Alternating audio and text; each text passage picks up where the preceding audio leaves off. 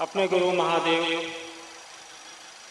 साहब, दीदी और यहाँ उपस्थित तमाम गुरु भाई गुरु बहनों को मेरा प्रणाम।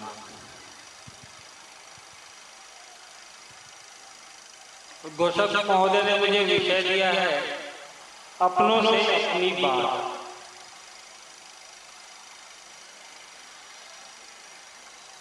तो अपनी तो पूरी सृष्टि है, क्योंकि सृष्टि महादेव की बनाई हुई है और हम और आप महादेव की ही बात करते हैं, उस भगवान की बात करते हैं जिसकी पूजा हजारों साल से हमारे आपके घरों में होती है। इतिहास गवाह है, इतिहास के पन्नों में दर्ज है, किताबों में दर्ज है, पुराणों में दर्ज है कि महादेव घर घर के बाबा, सबके चंदा मामा, वो धरती पर हर आए इंसान के लिए सर्वश्रेष्ठ रूप में उपलब्ध हैं। उन्होंने तो सृष्टि बनाई ही इसीलिए है कि सब एक दूसरे से प्रेम करें, और यहाँ तो हम और आप महादेव के ही शिष्य हैं, तो सब अपने ही हैं।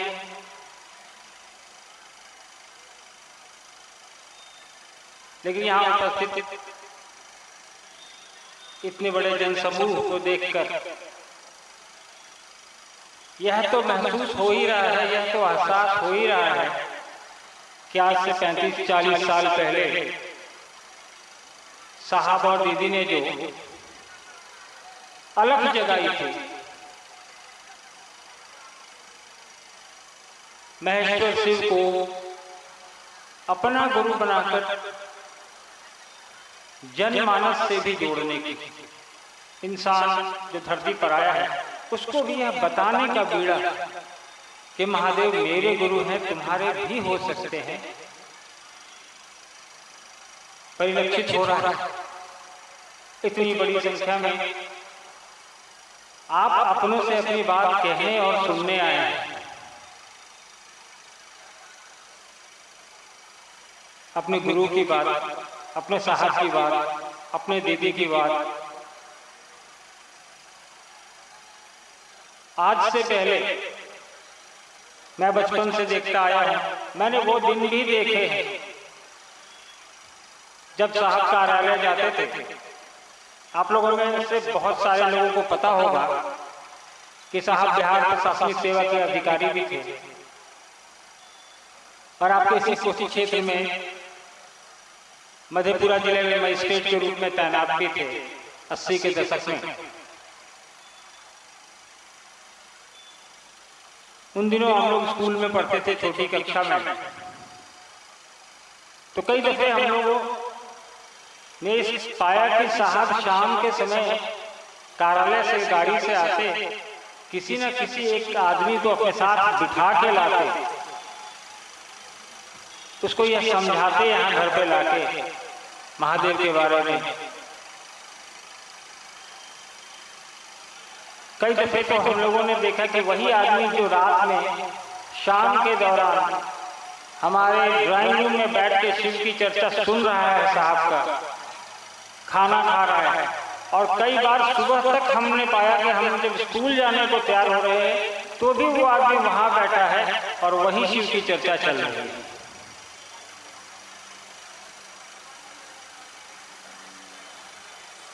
तो ये हमारा आपका जो स्नेह है, हमारा आपका जो साहब ने जो एक उल्लास, उमंग जो हमारे आपके अंदर पैदा किया, अपने गुरु के प्रति एक जुनून जो पैदा किया, एक जज्बा जो पैदा किया, वो साहब की एक दिन का की मेहनत नहीं है।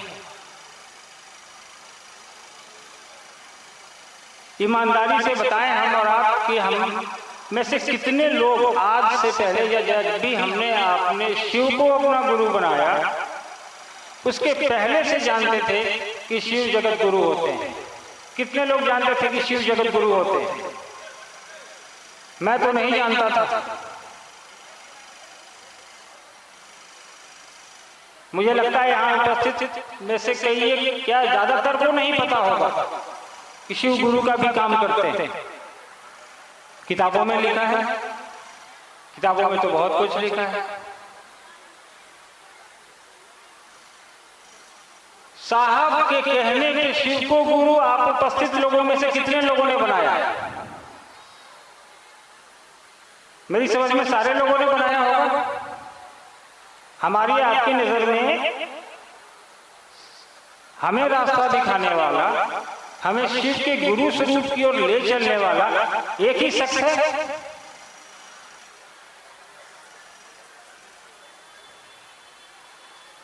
वो शख्स है साहब श्री हरिंद्रानंद,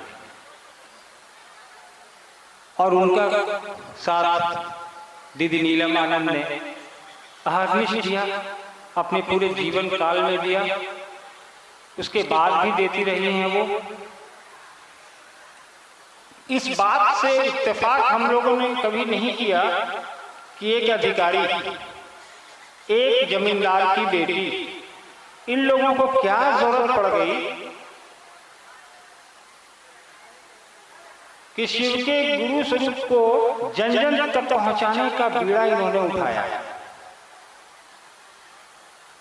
कभी सोचते तो होंगे आप लोग, क्या आखिर ये हरिनाथ साहब को क्या हो गया, क्या कर रहे हैं?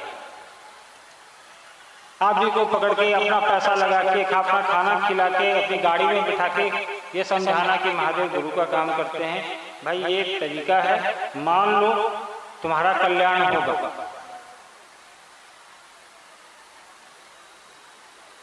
हमारी समझ में जो बचपन से मैंने आज तक देखा है, साहब और दीदी का एकमात्र उद्देश्य इसके पीछे यही है कि शिव का वो स्वरूप जिससे दुनिया अनजान है। शिव के तो हजारों नाम हैं, स्वरूप कई एक हैं, हम आप भी इन्हीं के अंश हैं। अभी थोड़ी देर पहले कोई गुरु भाई बता रहे थे ना कि किताबों में लिखा है कि शिव के शिष्य हैं 112, शिव के शिष्य प्रशिष्य किताबों में भी हैं, शिव पुराण में भी उनकी चर्चा है। लेकिन वो चर्चा उन किताबों से बाहर निकल के नहीं आई, हम तक आप तक नहीं पहुंच पाई। क्यों? इसके पीछे कोई ना कोई कारण तो होगा। जबकि भगवान के रूप में वो सर्वसुलभ है, हर इंसान के लिए वो उपलब्ध है, हर इंसान उनकी पूजा कर सकता है। तो भाई गुरु के रूप में वो इतने स्थापित क्यों नहीं हुए? इतने बड़े बड़े शिव के शिष्य हुए किताबों में, उन्होंने लोगों तक ये बात क्यों नहीं पहुंचाई कि मैं उनका शिष्य हूं, आप भी बन सकते हैं?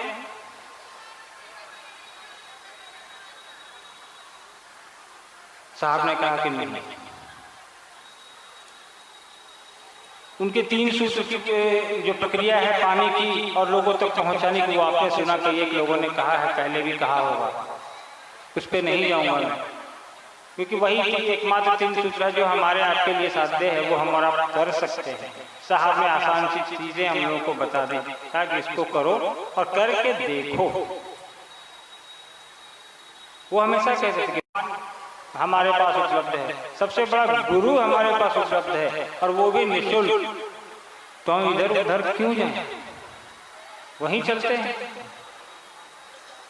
साहब ने यही प्रक्रिया की, पहले खुद को जोड़ा, उसके बाद टेस्ट किया। कई एक सालों तक साहब ने किसी को नहीं बताया घर से बाहर कि महादेव गुरु होते हैं। जब उनको अनुभूति हुई तब जाकर उन्होंने कहना शुरू किया लोगों को। मधेपुरा जिले में तो कई दफे जब साहब लोगों को कहते थे, लोग कह देते थे कह रहे महादेव तो गुरु हैं ही, इसमें नया क्या बता रहा है? बात सही है गुरु, लेकिन आपके हैं कि नहीं है ये मायने रखता है, मेरे हैं कि नहीं ये मायने रखता है। आवश्यक है अपना बनाने की, अपना संबंध जोड़ेंगे हम और आप उनसे, तभी परिणाम आएंगे। हे शिव आप मेरे गुरु हैं। इन सूत्र में एक सूत्र ये भी है ना कि आप मेरे गुरु हैं। हम कहते हैं मेरे, मतलब हम और आप अपना समझ रहे हैं, इसको बोल रहे हैं कि आप मेरे हैं, हम पे दया करिए। तो ये अपनापन का भाव ये जब तक विकसित नहीं होगा, आगे के दोनों सूत्र भी किसी काम के नहीं होंगे। तो अपनापन का भाव विकसित करेंगे तो अपने लोग आपको मिलेंगे। महादेव का शिष्य वैसे भी उसके लिए पूरी दुनिया अपनी है। कहा जाता है कि गुरु अपने चेला को अपने जैसा बनाता है। अगर आप दारा सिंह के पास जाते हैं तो वो आपको क्रिकेट खेलना नहीं सिखाएगा, वो कुश्ती लड़ना ही सिखाएगा, यानी वो अपने जैसा बनाएगा।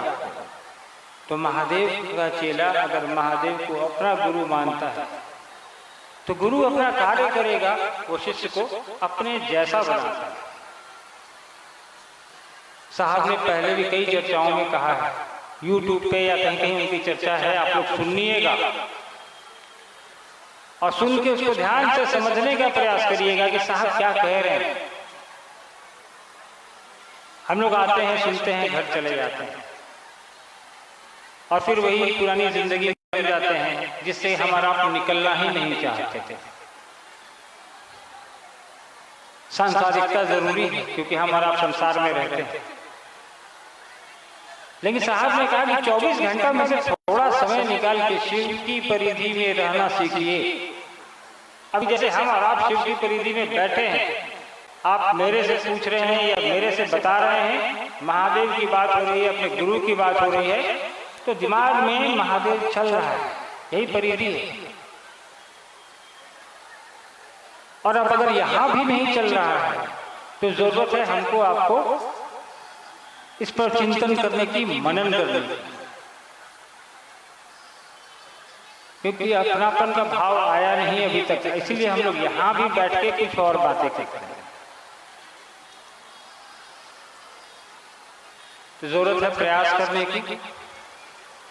साहब ने हमेशा कहा कि शिव के शिष्य अगर गुजरे सड़क से तो लोग देख के कह रहे कि देखो ये महादेव का चेला जा रहा है। आजकल लोगों में क्या एक प्रचलन हो गया है, देखो ये शिव चर्चा वाले जा रहे हैं। ये शिव चर्चा क्या है? शिव चर्चा क्या है? शिव की चर्चा आप कर रहे हैं और कोई गुण हमारे आपके अंदर आया ही नहीं।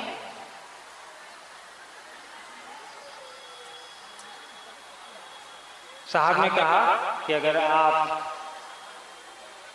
अपना भाव संप्रेषित करेंगे उनको तो गुरु अपना काम करेगा, और गुरु काम करता है तभी आप और हम यहाँ बैठे हैं। इस गर्मी में भी हजारों लोग यहाँ बैठे हैं, परेशान हैं, पसीने से सर्वतर है, लेकिन गुरु की बात करने, गुरु की बात सुनने के लिए यहाँ उपलब्ध है।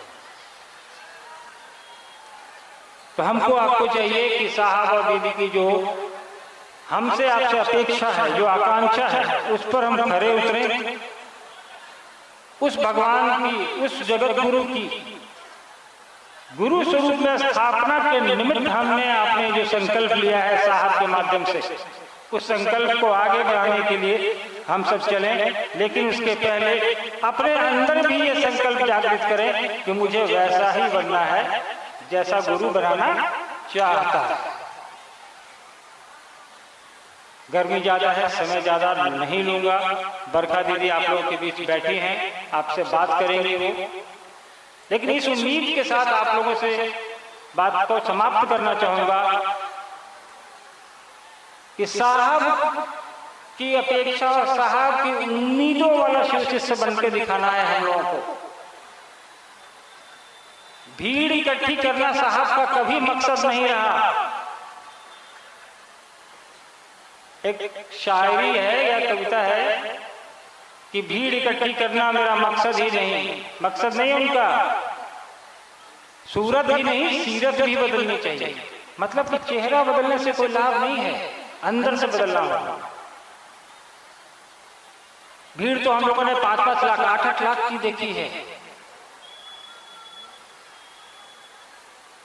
तो भीड़ के साथ, भीड़ में बुरी बात नहीं है, लेकिन जिस मकसद की ये भीड़ है, इस मकसद में कामयाब हो, इस उम्मीद के साथ आप सभी से अगली मुलाकात कहीं बेहतर जगह पर हो, बेहतर स्थिति में हो, बेहतर परिस्थिति में हो। आप सभी को मेरा प्रणाम है। धन्यवाद, प्रणाम।